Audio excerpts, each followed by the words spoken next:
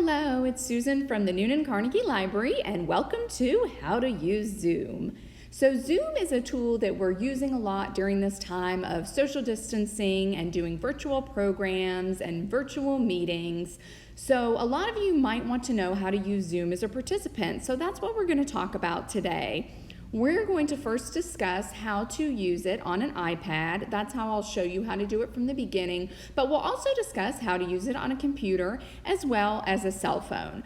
Here at the Carnegie, we plan to have some Zoom classes, so we wanted to make sure everyone knows how to use it. So what I suggest you do is to go through and take this class so you know how to use Zoom so you can join in these classes that we'll be offering over the next couple of months. So I hope you enjoyed this. And as always, if you have any questions, please either give us a phone call at 770-683-1347, or you can shoot us an email at carnegie@cityofnoonan.org.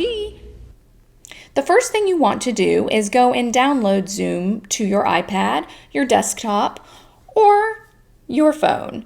So in order to do that on the iPad, we're going to click on the App Store here, and it's going to open up the App Store, and we want to go to the search button, and we'll type in Zoom. So we'll click on that, and you'll see here's an option for Zoom Cloud Meetings, and that's what you want to select. It'll either have this little cloud sign if you've already downloaded it before, or it'll say Get if you have not downloaded it before. So we're going to click on this button, and it's going to download Zoom, and you can see how long it takes from that. So then once it comes up and says open, you want to click on open, and it's going to automatically bring up the Zoom platform. So you'll see there's a couple of different things on here. It's going to say you can start a meeting or join a meeting that's already on the go. You can sign up and you can sign in. Now, if you already have an account, you can sign in.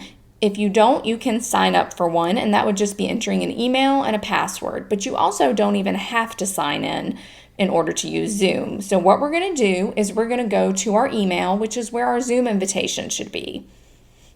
So for instance, when someone is hosting a Zoom, they should send you an email with all the information about how to join the Zoom. So we're going to go look and see what one of those looks like.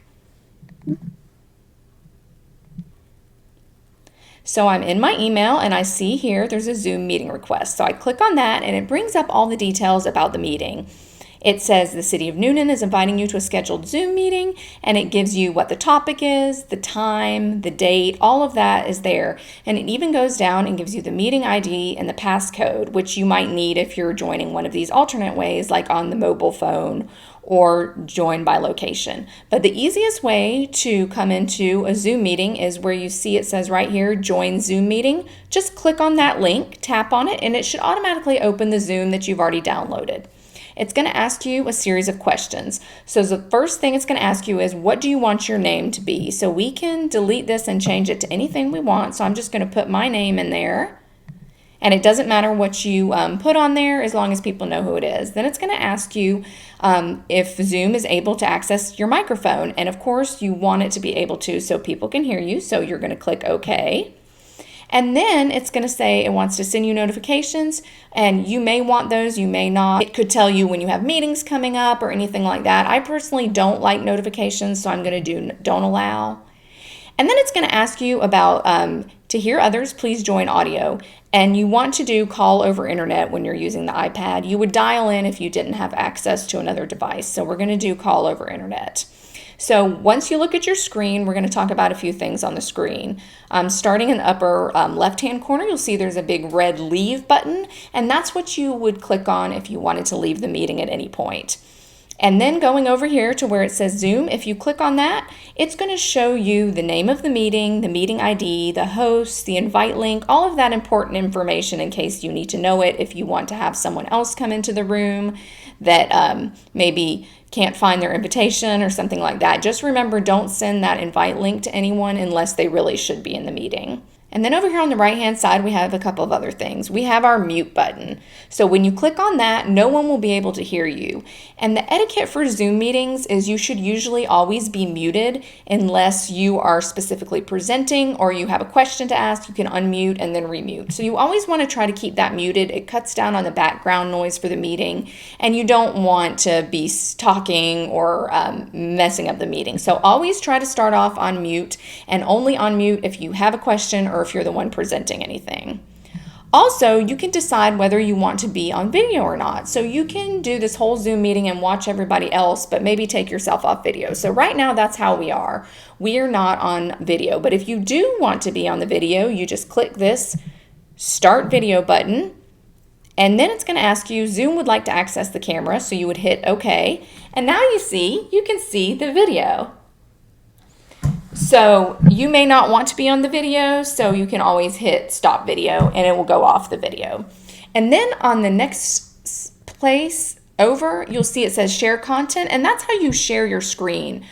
So say you were a co-host of a presentation and you just wanted to show people what was on your iPad screen, you would hit that and it would share your content. And then if you hit the participants button, it will show you who's in the room. Now, right now, I'm the only one in the room. So what we're going to do is we're going to add someone else in the room and see how that works out.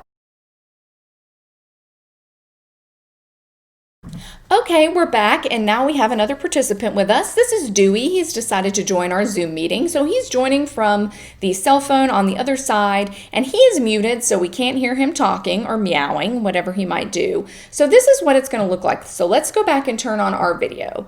So I am the host right here. So see, I'm talking right here, and you can see me small at the edge of the screen because I am the one on the iPad. So everybody else is going to be here on the other larger screen where you can see them.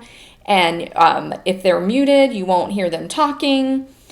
So since Dewey's muted, we're not getting any of his background noise. So you can just come in and you can talk here. And now let's click on participants and you can see it's me and me, but really that's Dewey on the Susan Crutchfield from my cell phone. So I already had Zoom downloaded on there, and so my name was in there. So that's why that is. Now, if you look over here on the left-hand side, you can also switch your camera. That will just turn your camera around so you can see that's the other side of my desk. You can turn it back to you, and that's just if you have to show people stuff. And then you can switch to gallery view right here, and that'll just put everybody in a little smaller tile. And sometimes you might want to do that depending on how many people you have in your Zoom meeting. So that's what it is for when you're a participant. Now, when you're doing some of the Carnegie, I'm going to turn my video off again. So when you're doing any Zooms with the Carnegie, what we'll be doing is, for instance, let's talk about our iPhone photography class that will be coming up in a few weeks. For that one, we're basically going to be where I'm talking about photography. I might be going through a PowerPoint, so I would be sharing it with the screen and just talking about different things. And in the end, I would then ask, do you have any questions? So at that point, people would be like, oh yes, I have a question.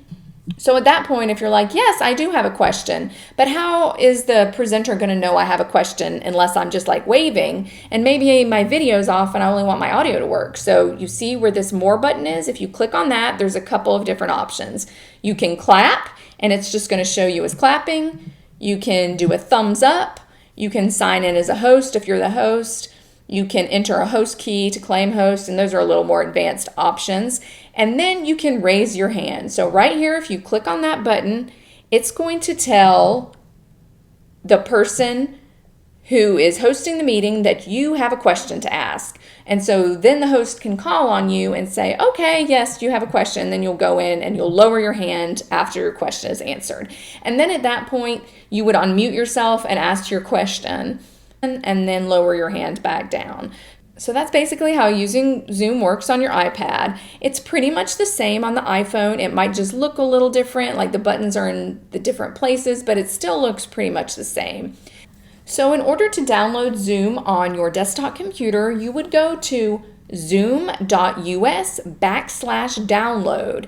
So once you see that big blue download button, you're going to push that button, and it's going to, depending on what type of computer it's on, it's going to download either to your desktop or to your downloads, and you just would go in, double click on it or right click on it, however you download things on your computer. It'll take you through the steps of putting it on your desktop.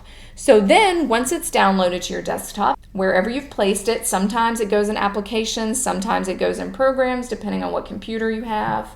And you can always search for it by going to your file folders and just typing in Zoom, and it will find it for you. So on my Mac that I'm using, I go to Zoom and it's in my applications. So you would double click on it, And it's going to once again come up and say join a meeting or sign in. Now, of course, we already have that meeting link. So once we've downloaded Zoom, if we just go to that meeting link and click on join meeting, it's going to automatically bring up Zoom and we won't even have to find it.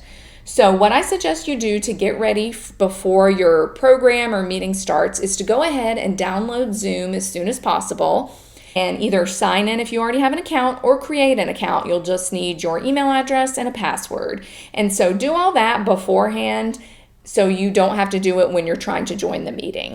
Thanks so much for joining us for How to Use Zoom. If you have any questions, please ask us below in the comment box, or you can also send us an email or give us a phone call, and we will be glad to answer any questions that you have. We hope you enjoyed today's class, and we're looking forward to having some amazing Zoom programs for you in the next few months. Have a great day!